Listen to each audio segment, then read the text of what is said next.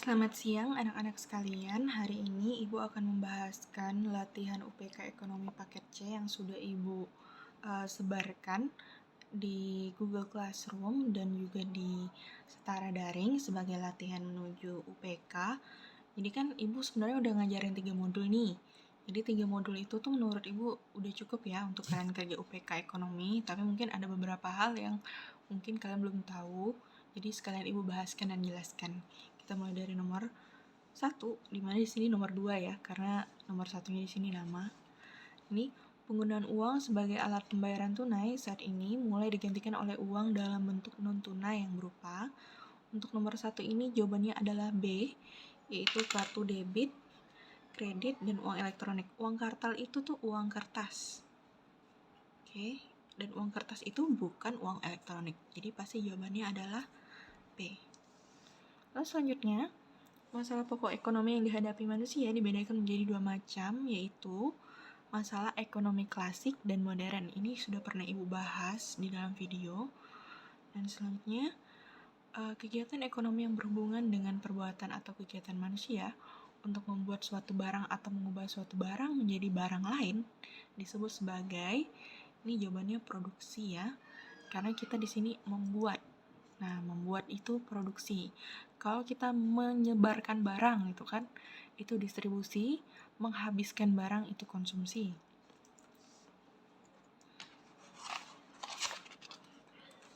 Selanjutnya, berdasarkan uraian di bawah, jika Riri, uraiannya itu 1, 2, 3, 4 ini yang ada perencanaan, pelaksanaan, monitoring, dan pengendalian. Jadi kalau Riri itu manajer, dan ia ingin mengetahui penilaian, dari keputusan yang diambil serta manfaat yang diperoleh melalui keputusan tersebut, maka sebaiknya mengadakan aktivitas ke-4. Jadi dia seharusnya evaluasi. Nah ya, jadi kalau misalnya si Riri itu mau tahu penilaian, itu evaluasi. Nah, terus selanjutnya, kalau misalnya mau perencanaan, berarti otomatis nomor 1. Nih, perencanaan, pelaksanaan, monitoring, dan pengendalian. Lalu, yang bukan usaha milik swasta kecuali, yang punya bukan milik swasta itu berarti milik negara. Jawabannya adalah Garuda Indonesia. Unilever itu milik swasta ya. Jadi nanti nih di ABCD nih, kan karena Ibu udah telanjur upload soalnya, ternyata tuh di ABCD tuh ada 2 jawabannya, ada Perjalanan Kereta Api sama Garuda Indonesia. Nanti kalian tetap isinya Garuda Indonesia aja ya, soalnya udah Ibu atur kunci jawabannya Garuda Indonesia. Terus nomor 8, koperasi yang usahanya meliputi produksi, konsumsi, dan kredit, itu disebut koperasi serba ada. Ada produksi, konsumsi, kredit. Jadi serba ada. Nomor 9. Nah, di sini ada data komponen nih.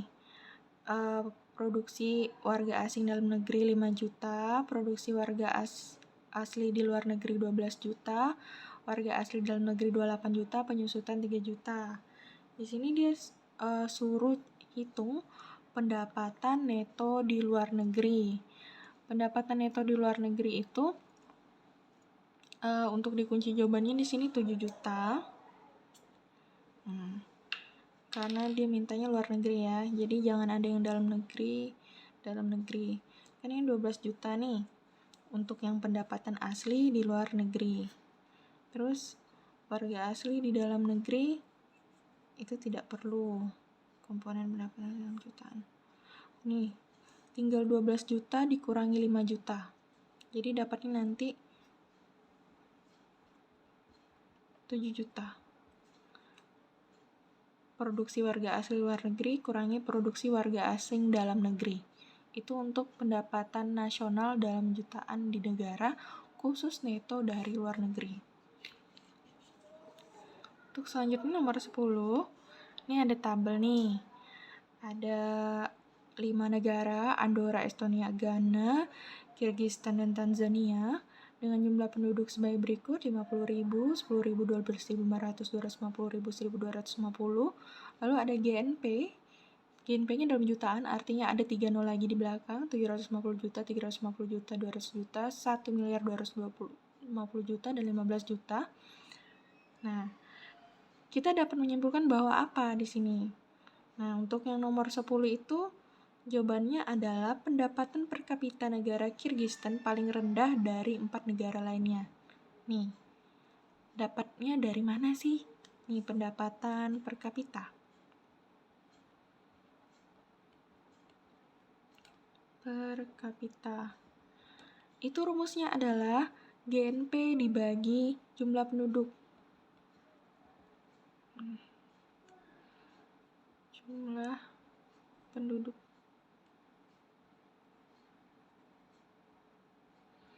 Berarti di sini 750.000 dibagi dengan 50.000.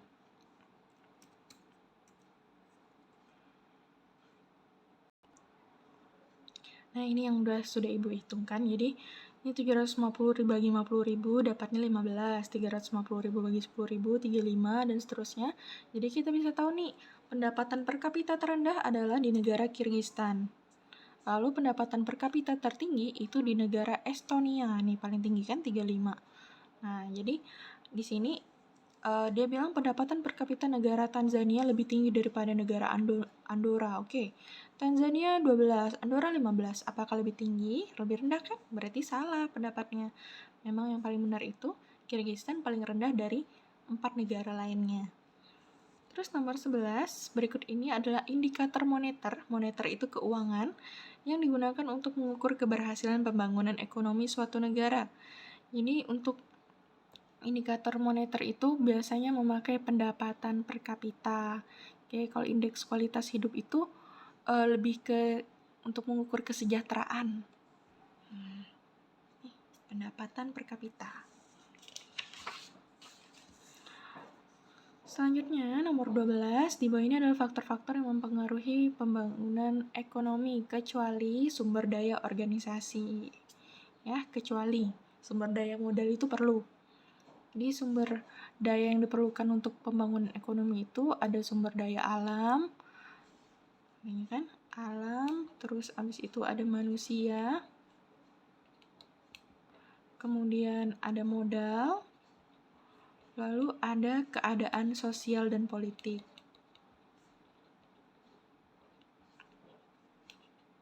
Nah, ini yang mempengaruhi, organisasi nggak mempengaruhi. Lalu yang ke-13, fungsi distribusi dalam kebijakan fiskal berarti, nah distribusi ini merupakan menentukan pengeluaran sesuai kebutuhan. Nah, selanjutnya 14, kebijakan penggunaan rupiah untuk seluruh transaksi yang dilakukan di Indonesia merupakan penerapan instrumen moneter, ini moral persuasion. Jadi, ajakan secara moral kalau kita bangga menggunakan rupiah. Terus nomor 15, di bawah ini yang termasuk sumber pendapatan negara ialah retribusi dan cukai. Bu, retribusi itu apa ya? Retribusi itu tuh seperti pajak. Oke. Lah, cukai itu apa? Cukai itu seperti penarikan wajib oleh pemerintah. Nah, biasanya apa sih yang ada cukai ini? Oke. Contoh gampangnya adalah rokok. Jadi, cukai itu tuh ada rokok itu tuh ada cukainya. Makanya harga rokok itu tergantung juga dengan cukai. Jadi kalau cukainya tinggi, harga rokok juga tinggi. Lalu habis itu nomor 16, jika pemerintah merencanakan pendapatan negara yang lebih besar daripada pengeluaran, berarti, nah ini kan pendapatan lebih besar daripada pengeluaran. Kalau pendapatan lebih besar dari pengeluaran, berarti anggaran surplus. Plus gitu. Kalau misalnya defisit, berarti pendapatan kita kurang dari pengeluaran.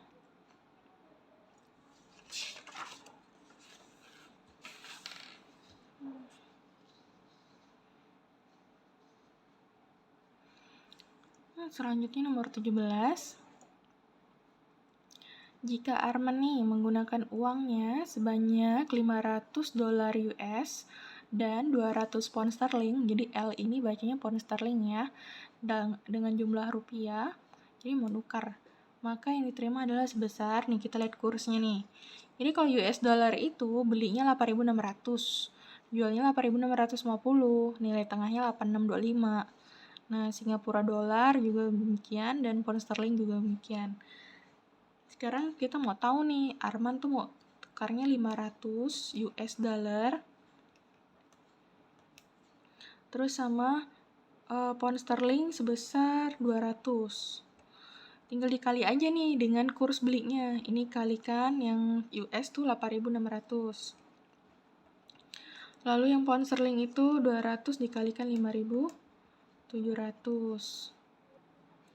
Ini hasil hitungnya, jadi 500 US dollar itu kalikan harga belinya itu 8.600, pound sterling 200 dikalikan 5.700, dapatnya 4.300.000 dan 1.140.000. Ini baru ditambah nih, jadinya 5.440.000. Maka jawabannya adalah A. Nah, sekarang soalnya sama lagi nih tabelnya. Cuma bedanya ini sih Nita. Nita punya uang pound sterling 150, terus Singapura dolarnya 100. Nah, kira-kira bakal diterima berapa ya? Berarti yang US dollarnya tadi sebesar 100. Terus pound sterlingnya itu 150. Kalikan nih. Yang US itu 8.600, pound sterlingnya 5.700. Nanti pokoknya dapatnya nih totalnya adalah 1.715.000.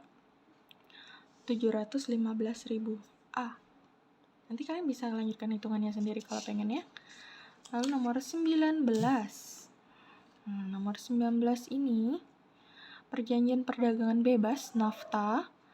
Nah, bertujuan untuk mengkoordinasikan kegiatan ekonomi di kawasan Amerika. Negara-negara pembentuk NAFTA. Siapa aja nih? Yaitu Kanada, Amerika Serikat, dan Meksiko. Berarti jawabannya B.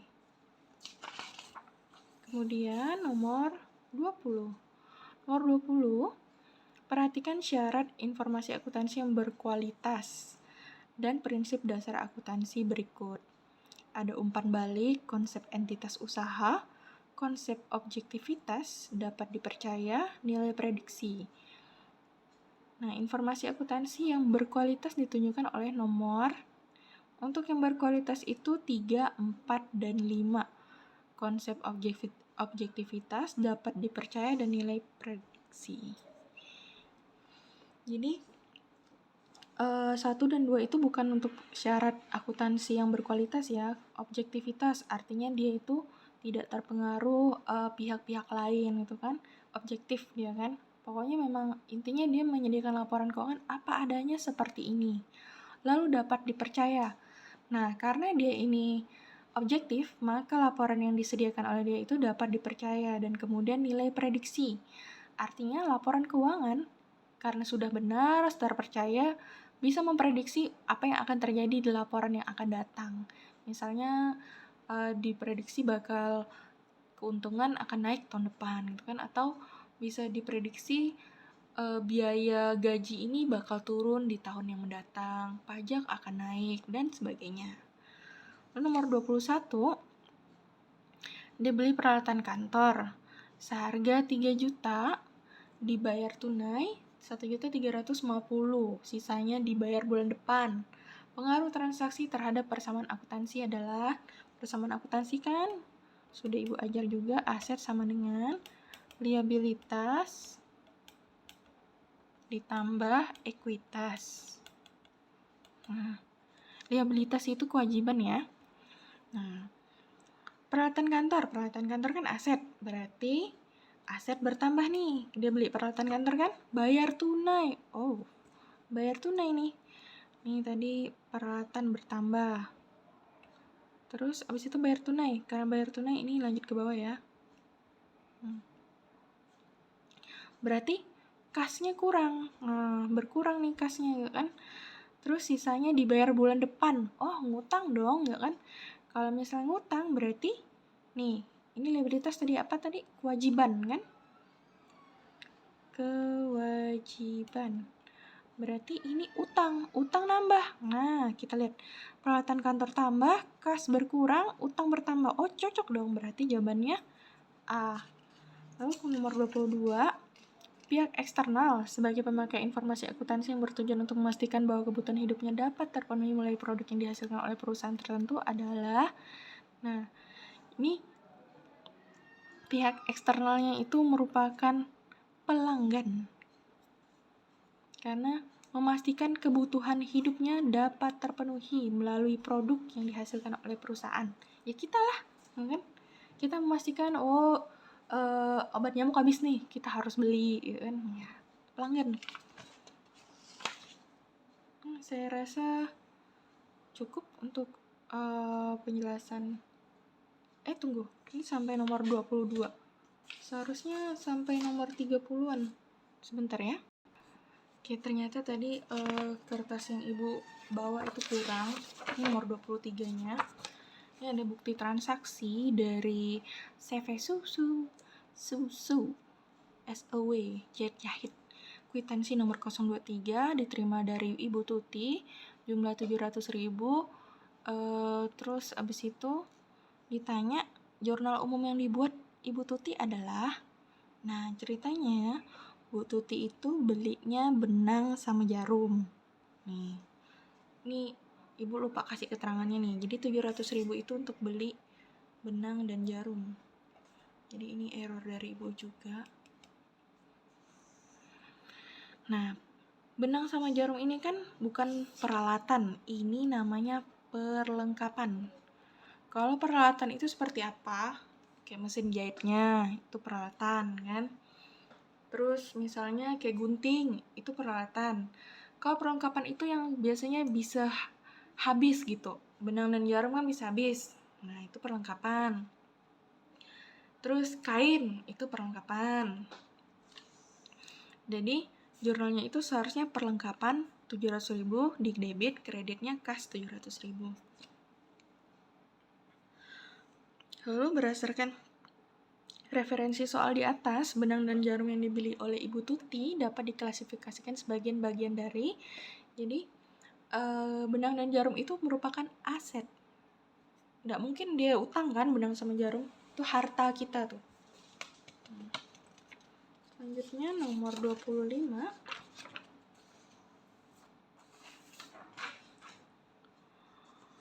Berdasarkan data tersebut, maka posting ke buku besar yang benar adalah, jadi kan di sini ada kas, piutang, pendapatan jasa. Di sini jurnal umum nih. Artinya dia tuh ada nerima honor dari pendapatan jasa dia nih, dari jasa yang dia berikan. Tapi tunai 250, orangnya ngutang. Kalau orang ngutang sama kita kan piutang. Itu 500. Karena total dari jasa yang dia berikan itu 750. Kemudian tanggal 5 Desember, dia ada membeli perlengkapan. Sebagian bayar tunai, sebagian dia utangin. Nah, harga perlengkapannya 1.500.000, tunainya 500, utangnya 1 juta. Terus ada data saldo nih per 30 November 2021, yaitu kas 10.500.000, utang usaha 1,5 juta, pendapatan jasa 2,5 juta. Di sini yang benar itu jawabannya A. Ini agak blur dan kecil ya. Jadi di sini nih dia membuat buku besar nih. Nah, buku besar ini buku besar kas. Terus abis itu di sini nih ada nih tulis nih saldo. Kan saldo kas 10.500.000 nih di sini. Dia tulis nih saldonya 10.500, 10.500. Lalu ada lagi nih, kan ada kita kas di sini di debit pendapatan jasa dan kas 1 di kredit 500.000. Nah, ini kita tulisin 250 sama 500 nih. Nah, jadi 10.500 ditambah dengan 250, 10.750. Lalu kurangi dengan 500 yang kita harus beli perlengkapan tuh, jadi 10.250. Jawabannya A. Kalau misalnya kalian bingung, pokoknya kalian ingat-ingat aja kayak gini, kan? Terus nomor 26 diketahui modal awal suatu perusahaan tuh 15.750. selama periode akuntansi memperoleh pendapatan 10.125 dan jumlah beban 11.250 serta pengambilan privat 1125. Berdasarkan data tersebut, modal akhirnya, nah Ibu kan udah pernah nih ngasih skema cara ngitung modal akhir, yaitu modal awal. Nah, modal awal yang mana nih? Ini, tuh 15.750.000 ditambah laba. Nah, oke, apakah laba gitu kan? Laba itu pendapatan. Nah, ini pendapatan. Tambah 10.125.000. Oke. Terus beban-beban. Nah, kurang beban kan? Yaitu 11.250. Terus pengambilan priva, berarti kurang priva. Beban-beban priva sebesar 1.125. Kemarin Ibu ada ngajarin dalam akuntansi itu misalnya angkanya minus itu dikasih kurung, artinya ini dikurang. Oke, berarti ini tambah kurang-kurang, hasilnya adalah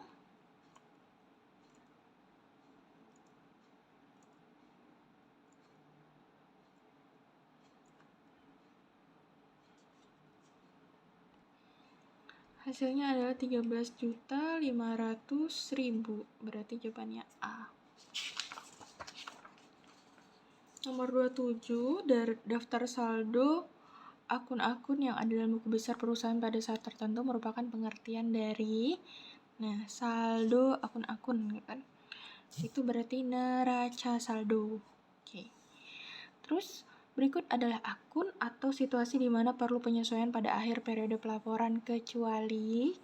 Nah, kalau kita belinya tunai itu nggak perlu penyesuaian. Jadi kecuali pembelian tunai. Terus retur pembelian yaitu dokumen pengembalian barang yang dikirim pembeli kepada penjual karena barang yang diterima tidak sesuai dengan pesanan atau mengalami kerusakan sehingga pembeli mendebit. Nah, kata kuncinya nih, mendebit, mengurangi utangnya. Retur ini juga disebut dengan istilah nota debit, kan? Mendebit, debit. Oke. Nomor 30, jika Pak Arya menggunakan syarat penyerahan barang free on board shipping point, ini kan ada dibagi dua nih. Free on board itu singkatannya FOB. Jadi ada dua, shipping point sama FOB destination point. Kalau misalnya yang shipping point itu yang bayar ongkir adalah pembeli. Tapi kalau misalnya yang destination point, yang bayar ongkir adalah penjual. Nah, sekarang karena Pak Arya itu pakainya shipping point, maka biaya pengiriman barang yang akan ditanggung oleh, Pak Arya ini kan yang jual nih. Berarti yang bayar adalah pembeli. Nih. Nah.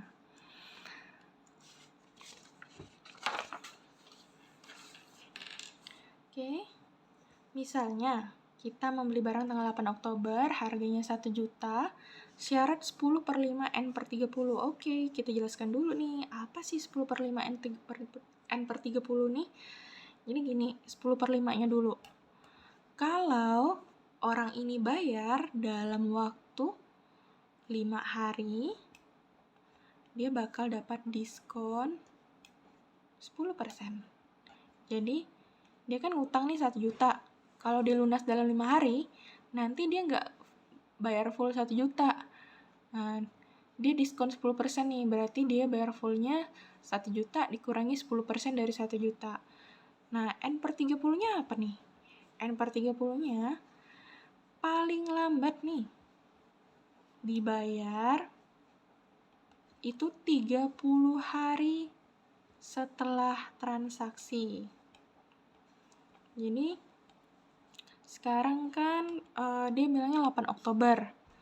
Nah, Oktober itu kan sampai tanggal 31 Oktober deh kayaknya. Oktober. Ntar ya, Ibu cek dulu. Oktober sampai tanggal 31. Berarti 30 hari setelah tanggal 8 Oktober, Ini kan 31 kurangi 8 itu sama dengan 23. Nah, 23 ini udah habis nih Oktober nih. Nah, tambah 7 hari lagi supaya pas jadi 30 hari kan. Otomatis jadinya dia harus bayar tanggal 7 November paling lambat. Jadi jawabannya adalah B.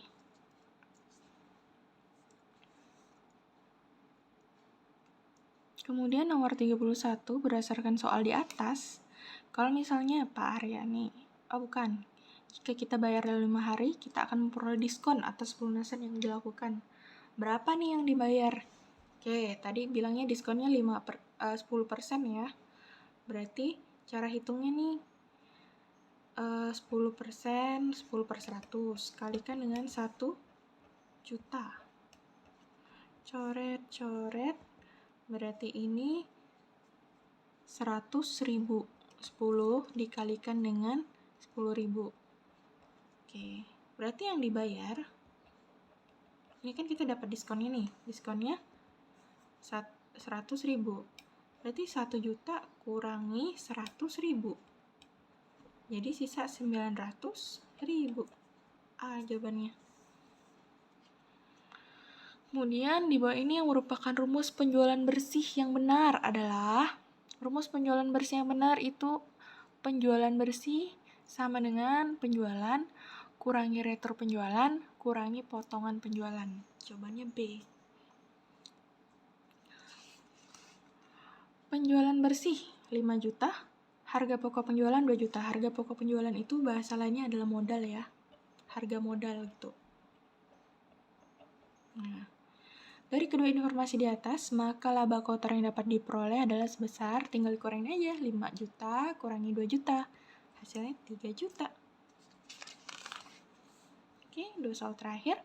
Metode penyusunan laporan laba rugi itu terbagi menjadi 2, yaitu fisik dan perpetual. Terus, untuk soal terakhir merupakan metode pencatatan persediaan dalam akuntansi, kecuali. Nah, pencatatan persediaan itu tuh ada 3. Ada FIFO, ada LIFO, sama rata-rata. FIFO ini artinya first in, first out. Pertama masuk, pertama keluar. LIFO, last in, first out. Oke. FIFO ini apa sih, Bu? Jadi maksudnya, kalau kamu tuh jualan, misalnya buka toko beras nih. Kalau kamu pakai metode FIFO, persediaan beras alias stok beras kamu nih, yang kamu beli awal-awal, itu yang kamu jual duluan. Nah, itu kalau FIFO. Kalau LIFO, persediaan beras nih, yang kamu baru beli, itu yang kamu jual duluan. Bukan yang kamu beli pertama. Misalnya kamu ada 5 kali beli nih, kan? Nah, kamu justru ngejual dulu yang kelima kamu beli.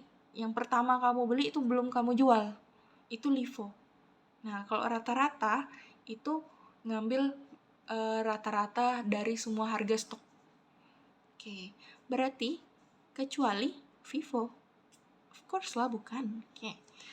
Saya rasa cukup sekian untuk pembahasan soalnya. Semoga bisa bermanfaat. Nanti setelah kira-kira mungkin hari Senin atau Selasa, Ibu akan kasih tips untuk mengisi ujiannya. Karena soalnya ini bakal benar-benar sama persis dengan yang Ibu bahas dan jadiin latihan. Cuma nanti ada tambahan 5 esai, jadi kalian belajarlah. Kan Ibu kan juga udah kasih bonus nih, 35 soal, udah Ibu bahaskan, udah Ibu ajarkan kira-kira 3 modul. Nah, kalian tinggal berjuang di 5 soal esai itu. Kalau kalian hanya isi pilihan ganda nih ceritanya nih kan, 35 soal pilihan ganda. Berarti setidaknya kalian pasti dapat 80-an. Tapi kalau memang bisa lebih ya syukurlah, tapi kalau misalnya enggak pun kalian tetap nilainya bagus kok, dan ibu percaya kalian tuh semua bisa. Ini semua juga kita terburu-buru belajarnya kan karena ibu juga baru masuk, jadi mohon maaf. Semoga bermanfaat sekali lagi, dan selamat siang. Terima kasih.